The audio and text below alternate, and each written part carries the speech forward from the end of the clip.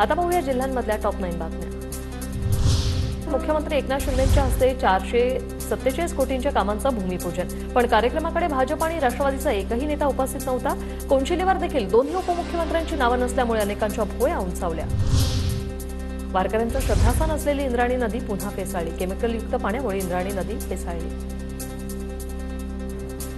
मुक्ताईच्या पालखीचा आज चिखलीत मुक्काम, चिखलीच्या बोंद्रे परिवाराकडून वारकऱ्यांना भोजन। शेकडो वर्षांपासून बोंद्रे परिवाराकडून वारकऱ्यांची मनोभावी सेवा।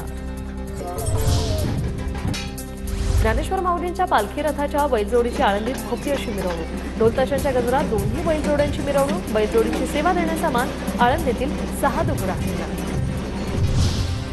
नाशिक शहराला पाणीपुरवठा करणाऱ्या गंगापूर धरणाने तळ गाठला। कश्यपी धरणातून गंगापूर धरणात पाणी सोडण्यात आलं। कश्यपी धरणातून पाणी सोडल्यामुळे परिसरातील नागरिक आक्रमक। बुलढाण्यात उत्खननादरम्यान आढळली मूर्ती सिंदखेड राजामध्येच ठेवा, सिंदखेडमधील नागरिकांची सरकारकडे मागणी। वाढवण बंदरासाठी स्वतंत्र पायाभूत सुविधा, बंदर उभारणीसाठी स्वतंत्र मार्ग बांधले जाणार। लवकरच भूसंपादन प्रक्रिया सुरू होणार।